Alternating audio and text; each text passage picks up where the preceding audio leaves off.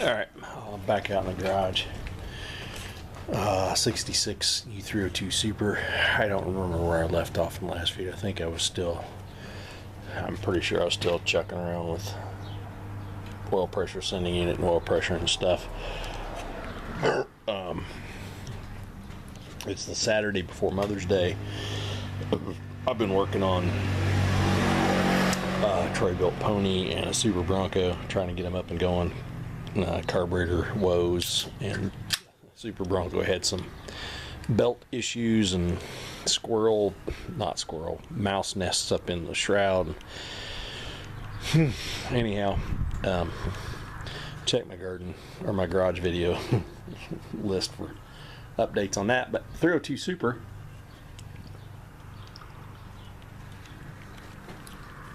I got my good man down in Texas, Michael Moeller. I think that's how you pronounce his last name. Anyhow, flop it over. Operator's manual for the U302 Super tractors includes wiring diagram and a list of where everything goes. And last night I spent some time with that's a box of colored pencils and crayons and stuff over here with. I took this to work, fired up the copier, made a big version, started color coding. I think I covered this in the last video, but just rehashing.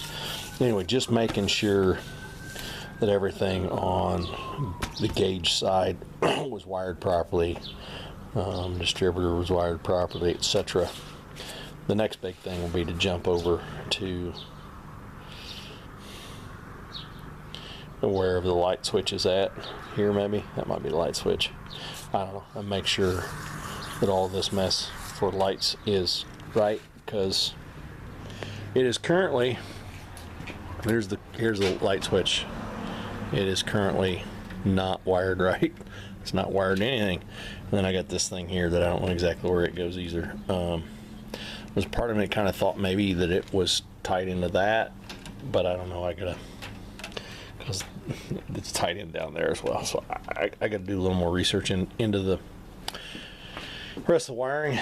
But I did replace this one hydraulic line because it was nasty. This one's pretty good. This one's pretty good.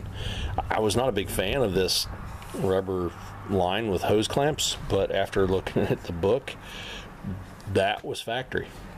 And when you get on the other end of that same line, same deal. There's factory flares in the lines for that. So, but if you've been paying attention, you will notice there are now spark plugs in the holes.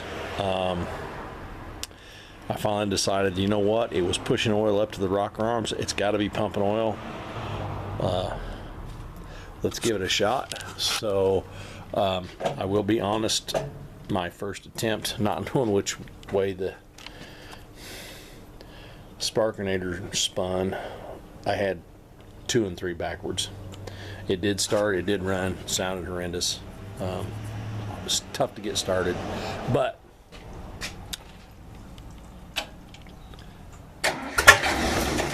oh, come on, baby. Oh, come on now. Why you gotta be that way? Because you're on film, that's why.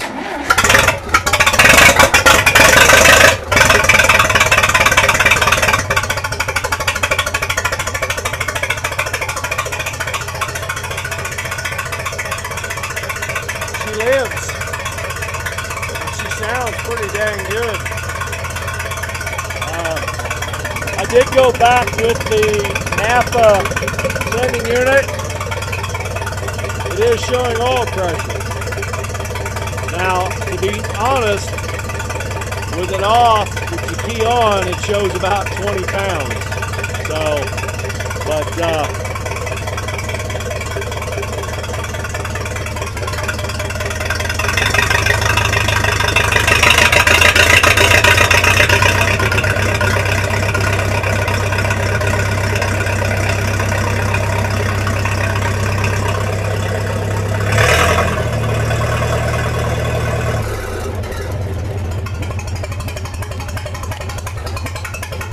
can't begin to describe how happy I am.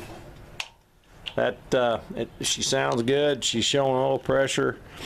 Fires up pretty easy. And keep in mind, that's on a really rough tune on the carburetor and time. Well, I never adjusted the timing, so. But yeah. Next thing will be I need to tighten up the hose clamps on the bottom hose on the other side and shuffle stuff around, because I got a whole bunch of antifreeze and distilled water in the bottom of that cabinet, and we'll get the radiator filled up, and then we'll be able to let her sit and run for a little bit and warm up. We'll run the valves again, and then we can put the valve cover on it. Once we put the valve cover on it, then we can get the big bucket of sadness, the air cleaner that I dropped and bent, back on it. And then once that's done, I'm gonna, somewhere around here I got a short piece of pipe that works great for